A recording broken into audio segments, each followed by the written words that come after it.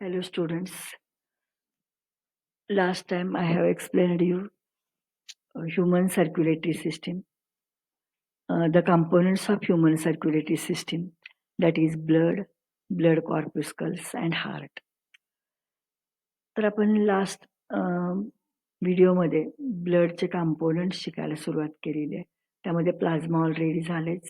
Plasma नंतर आपण blood कॉर्प्युस्कल्स पाहतोय. ब्लड कॉर्प्युस्कल्समध्ये टाइप्स पाहतोय त्याचे. पहिला टाइप लास्ट व्हिडिओमध्ये मी तुम्हाला एक्सप्लेन केला आणि तो म्हणजे erythrocytes or red blood cells. Then next type of blood corpuscle, that is leukocytes or WBCs. Last व्हिडिओमध्ये मी तुम्हाला ल्युकोसाइट्स और WBCs पूर्ण एक्सप्लेन केलं की ज्याच्यामध्ये आपण दोन पार्ट त्याचे पाहिले. एक म्हणजे ग्रॅन्युलोसाइट्स आणि दुसरं अग्रॅन्युलोसाइट्स. अग्रॅन्युलोसाइट आणि ग्रॅन्युलोसाइट हे WBCचे दोन प्रकार आपण लास्ट व्हिडिओमध्ये पाहिले की ज्या ग्रॅन्युलोसाइटमध्ये on the basis of their staining property they are again of 3 different type, that is eosinophils, basophils and neutrophils, and agranulocytes which are of 2 different type, that is lymphocytes and monocytes. या ल्युकोसाइट बद्दल आपण last व्हिडिओमध्ये मी तुम्हाला सर्व प्रकार explain केलेले आहेत. त्याच्या डायग्रामसह त्याच्या पिक्युलॅरिटी आणि फंक्शन्स आपण हे पाहिलेले आहे. आता आजच्या व्हिडिओमध्ये मी तुम्हाला एक्सप्लेन करायला लागले ते म्हणजे third type of blood corpuscle, and that third type of blood corpuscle is here, that is platelets or thrombocytes. आता आपण हे प्रत्येक ब्लड कॉर्प्युस्कलच्या नावाचं मिनिंग तुम्हाला मी पाठीमागच्या वेळेपासून सांगत आले. बघा पुन्हा एकदा, erythrocyte, erythros means red, cyte means cell, त्याच्यावरून त्याचं नाव पडलं erythrocyte. Similarly leucocyte, leucos means colourless, cyte means cell, colourless that means white blood cells, and platelets or alternative name of that platelet it is here, that is thrombocytes. आता त्याचंही meaning आहे बघा. Thrombocyte हा शब्द झाला, cyte that means cell, thrombos that is clot. थ्रोम्बॉसचं meaning, thrombos या शब्दाचं मिनिंग येतं clot, cyte means cell, cell essential for clotting of blood, याच्यावरून त्याचं नाव पडलं थ्रोम्बोसाइट. किंवा त्याला अल्टरनेटिव्ह जे नेम आहे that is platelets, platelets which are plate like or disc like, याच्यावरून त्याच्या आकारावरून त्याचं नाव पडलं ते म्हणजे platelets. Now third type of blood cell, that is platelets. Platelets which are very small cells, which are tiny one, these are fragments असं म्हटलं जातं त्यांना. Now these platelets, they are present in between the red blood cells and white blood cells. आता इथे जे तुम्ही diagram पाहता ते ब्लड स्मिअरचे, या ब्लड स्मिअरमध्ये तुम्हाला पाहायला मिळतात या म्हणजे platelets, tiny cells which are small one, which are measuring about only 2.5 to 5 micrometer in diameter. That means they are smaller than RBCs and WBCs. या दोन्ही पेशींपेक्षा आकाराने लहान असणाऱ्या या पेशी म्हणून त्यांना आपण टायनी किंवा स्मॉल सेल असं म्हणतो.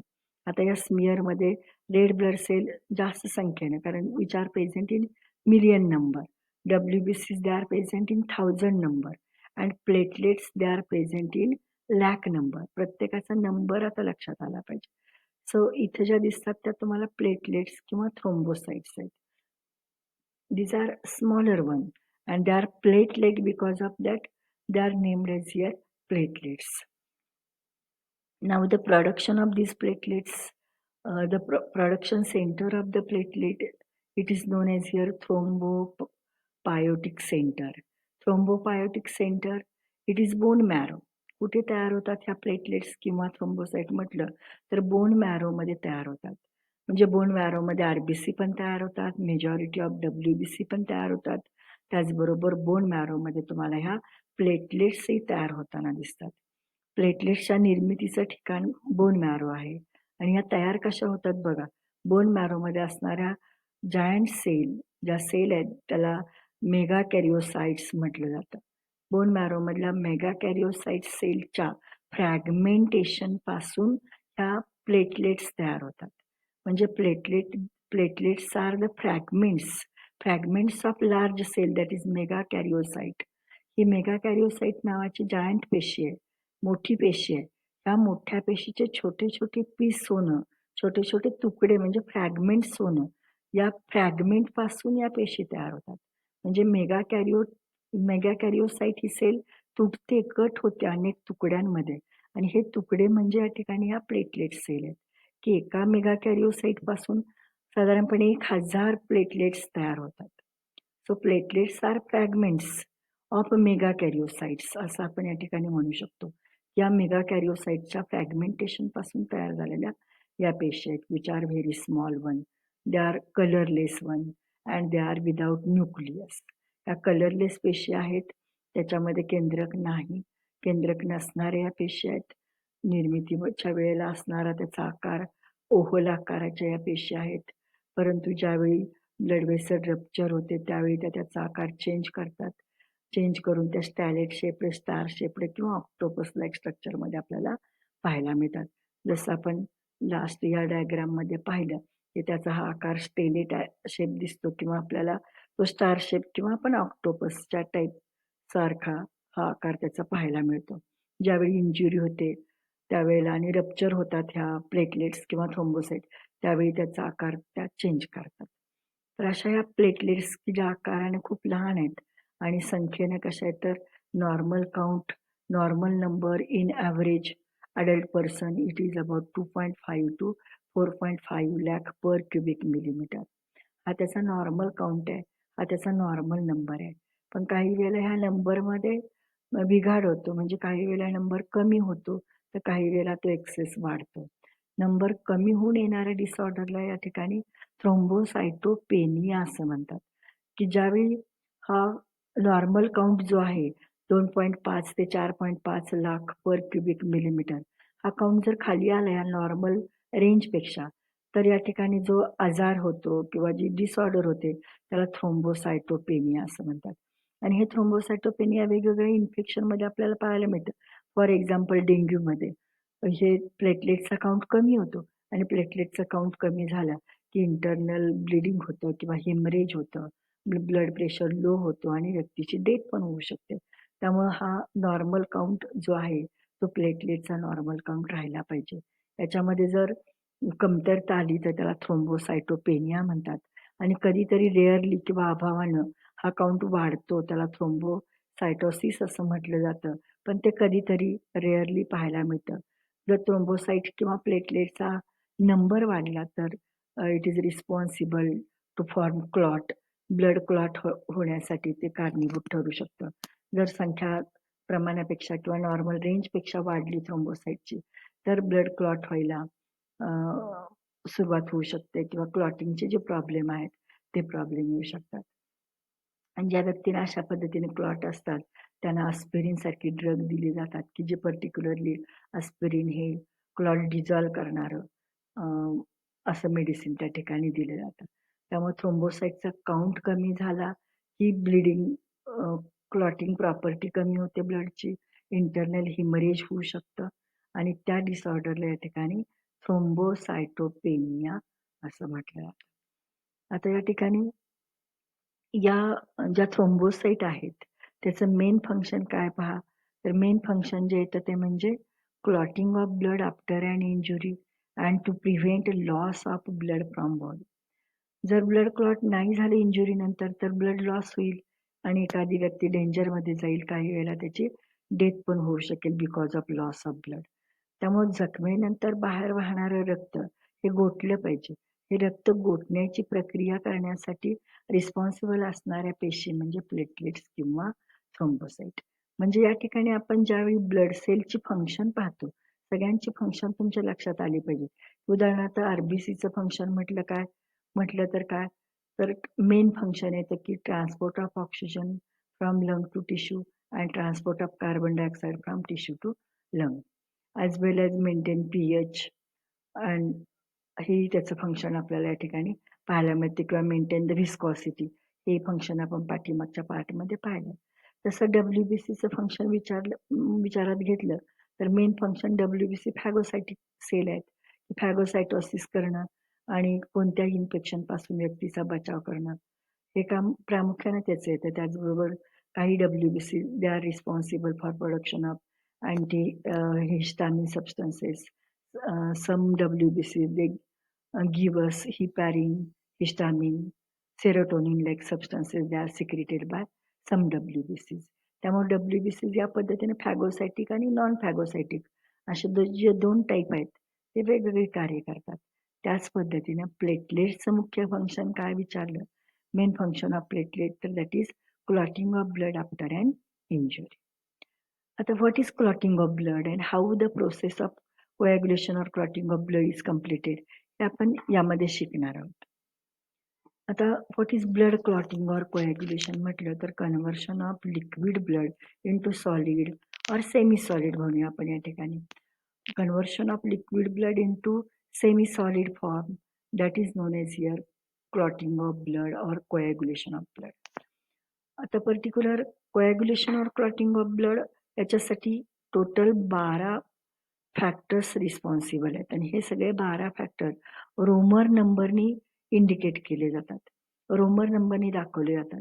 1st to 12 असे 12 फॅक्टर्स आहेत, प्लाझ्मा फॅक्टर्स आहेत. कारण particularly for clotting of blood plasma is responsible और plasma it is essential there.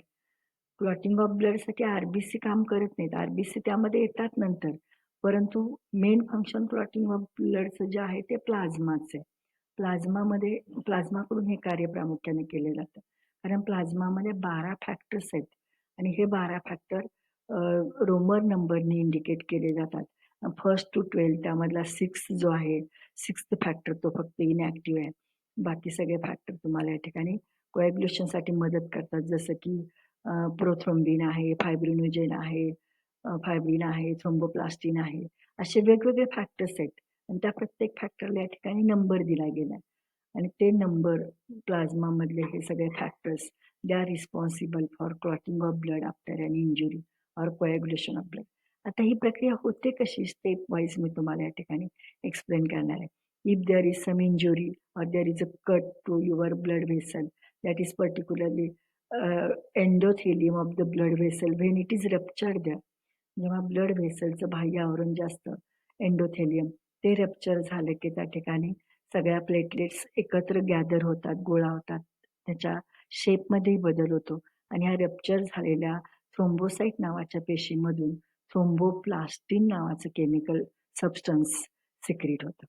हे थ्रोम्बोप्लास्टिन सिक्रीट झालं की थ्रोम्बोप्लास्टिन हा रासायनिक पदार्थ किंवा हा सबस्टन्स काय करतो, it immediately stimulates formation of prothrombinase enzyme की या थ्रोम्बोप्लास्टिन नावाच्या रासायनिक पदार्थाकडून स्टिम्युलेट मिळतो आणि त्या ठिकाणी प्लाझ्मामध्ये सिक्रीट होतं ते एन्झाईम एक, ते म्हणजे प्रोथ्रोम्बिनेज नावाचं एन्झाईम सिक्रीट होतं. हे prothrombinase enzyme in presence of calcium. आता या ठिकाणी आपल्याला ब्लड क्लॉट होण्यासाठी आवश्यक असणाऱ्या घटकांमध्ये कॅल्शियम आहे, त्याचबरोबर vitamin K is also essential for clotting of our blood. त्यामुळे कॅल्शियमचाही उपयोग आपल्याला इथं होणार आहे, विटॅमिन केचा पण उपयोग या ठिकाणी ब्लड क्लॉटिंग प्रक्रियेमध्ये होतो. तर आता हे जे प्रोथ्रोम्बिनेज एन्झाईम आहे that prothrombinase enzyme in presence of calcium it convert the inactive prothrombin into active thrombin. आता जे प्रोथ्रोम्बिन नावाचा सबस्टन्स जो आहे तो प्रोथ्रोम्बिन सुरुवातीला इनॲक्टिव्ह आहे, पण ह्या एन्झाईमकडून तो ॲक्टिव्ह केला जातो. त्यामुळे एन्झाईमचा मेन रोल या ठिकाणी काय आहे तर activation of prothrombin into active thrombin, conversion of prothrombin into active thrombin. Prothrombin it is inactive one that is converted by prothrombinase enzyme into active thrombin. त्यामुळे आता या ठिकाणी ॲक्टिव्ह थ्रोम्बिन तयार झालं. प्रोथ्रोम्बिनेज एन्झाईमने कॅल्शियमच्या मदतीनं ह्या प्रोथ्रोम्बिन नावाच्या इनॲक्टिव्ह फॅक्टरला, प्लाझ्मातल्या फॅक्टरला ॲक्टिव्ह थ्रोम्बिन फॅक्टरमध्ये कन्व्हर्ट केलं. आता हे ॲक्टिव्ह थ्रोम्बिन पुढे जाऊन काय करते, हे सगळे thrombin, fibrinogen, prothrombin all are proteins, plasma proteins आहेत. हे घटक आहेत की ज्याला आपण नंबर देतो या ठिकाणी 1 to 12 नंबर, त्यामधले हे पार्ट आहेत which are essential in process of clotting of blood और coagulation of blood. Now active thrombin converts soluble fibrinogen. A soluble fibrinogen it is one of the protein in plasma. प्लाझ्मामध्ये असणारं ते protein आहे की सुरुवातीला जे soluble आहे त्या soluble फायब्रिनोजेनला active thrombin काय करतं तर convert it into insoluble form that is fibrin. त्यामुळे सोल्युबल फायब्रिनोजेन नावाचं जे प्रोटीन आपल्या प्लाझ्मामध्ये आहे त्याचं कन्व्हर्शन होतं या ठिकाणी इनसोल्युबल फायब्रिनमध्ये. आणि हे इनसोल्युबल फायब्रिन जे आहे, इनसोल्युबल फायब्रिन नेटवर्क सारखं स्ट्रक्चर तयार करतं किंवा इनमेश होतं आणि इनमेश होऊन प्लेटलेट्स, त्यामध्ये रप्चर झालेल्या इरिथ्रोसाइट्स, त्याचबरोबर ब्लड सेल्स, काही आरबीसीज असतील त्यामध्ये, ब्लड सेल्स, प्लाझ्मा, हे सगळे एकत्र गुंडाळले जातात आणि गुंडाळून तयार होतं नेटवर्क सारखं एक स्ट्रक्चर तयार होतं. ते स्ट्रक्चर म्हणजे clot, which is formed particularly at the point of damaged blood vessel, that clot which seal that damaged part. त्यामुळे क्लॉटनं काय केलं, हा जो क्लॉट तयार झाला त्या क्लॉटनं रप्चर झालेली जी ब्लड वेसल आहे ती सील केली, ती बंद करून टाकली. And because of that, there is that process, it is useful to prevent the loss of blood and to stop the bleeding process, that is a blood clotting process. त्यामुळे या ठिकाणी तुम्हाला क्लॉट तयार होऊन रप्चर झालेली blood vessel दुरुस्त केली जाते, सील केली जाते आणि बाहेर वाहणारं ब्लड थांबवलं जातं. तर ब्लड लॉस होणारं थांबवण्याची प्रक्रिया म्हणजे bye formation of clot is a clotting, blood clotting. So blood clotting, it is essential one to prevent loss of blood from our body.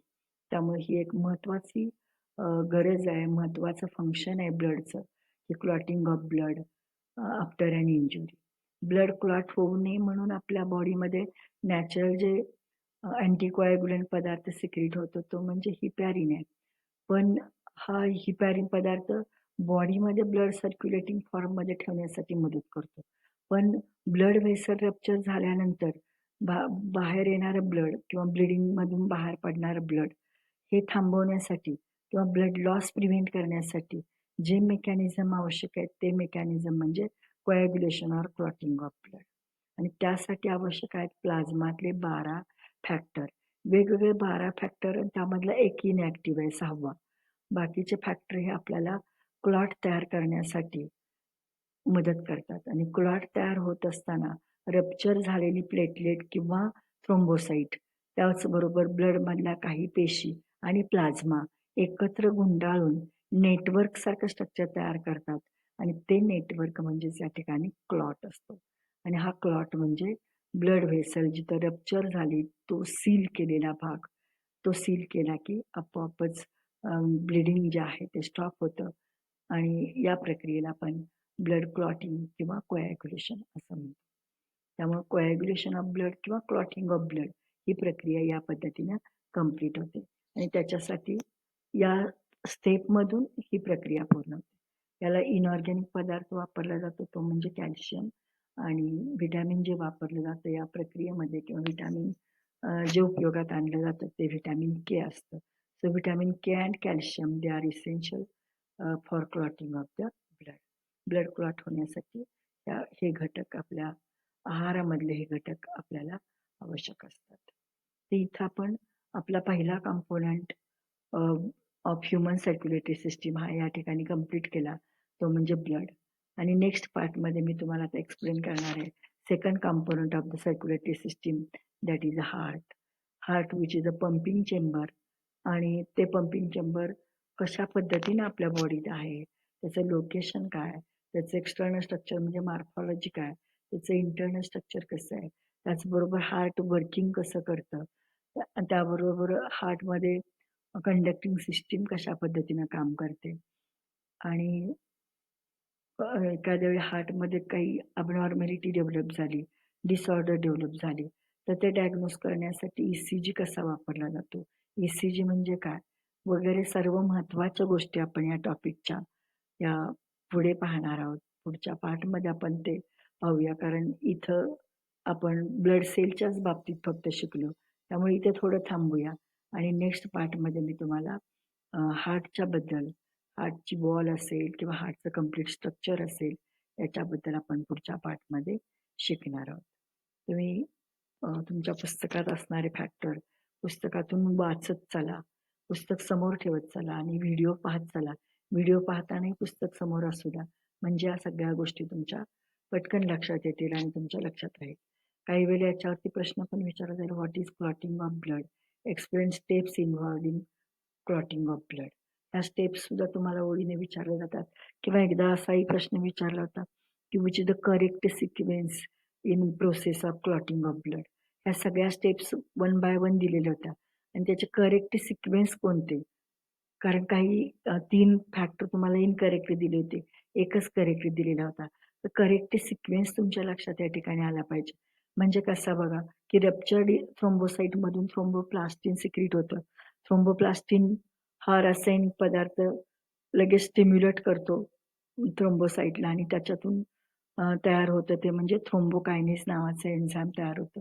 हे एन्झाईम कॅल्शियमचा वापर करून इनएक्टिव्ह प्रोथ्रोम्बिनला ॲक्टिव्ह थ्रोम्बिनमध्ये कन्व्हर्ट करतं.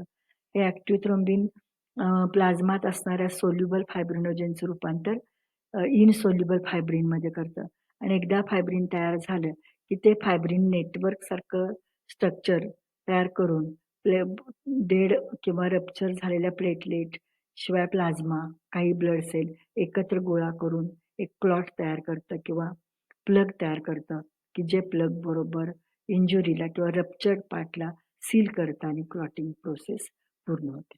त्यामुळे एकानंतर दुसरी गोष्ट आहे, ह्या स्टेप वाईज सगळ्या गोष्टी लक्षात राहिल्या. करेक्ट स्टेप, की तुम्हाला करेक्ट स्टेप कोणती हे त्या MCQच्या उत्तरामध्ये सुद्धा बरोबर ओळखता येतं. त्यामुळे ह्या स्टेप लक्षात येणं सुद्धा या ठिकाणी गरजेचं आहे. आणि इरिथ्रोसाइटबद्दल प्रश्न विचारला तर explain structure and function of erythrocyte, या कशा आहेत किंवा त्याचं मेन फंक्शन काय, या पद्धतीने तुम्हाला प्रश्न विचारला तर या अनुषंगाने पण तुम्हाला हे सांगता येईल किंवा ते उत्तर लिहिता येईल. आता नेक्स्ट पार्टमध्ये आपण अतिशय महत्त्वाचा भाग सुरू करतोय, कारण त्याच्यावरती 4 मार्कचा प्रश्न, मोठा प्रश्न पण विचारला जाण्याची तिथे शक्यता आहे. स्ट्रक्चर ऑफ हार्टबद्दल. आणि स्ट्रक्चर ऑफ हार्ट शिकत असताना एक गोष्ट लक्षात आली तरच पुढची मॉर्फॉलॉजी समजली तरच तुम्हाला त्याची अॅनाटॉमी समजणार आणि अॅनाटॉमी समजली तरच वर्किंग समजणार आहे. त्यामुळे एकावर दुसरी गोष्ट आधारित आहे. त्यामुळे प्रत्येक गोष्ट बारकाईनं पाहणं हे या ठिकाणी गरजेचं आहे. Okay, thank you.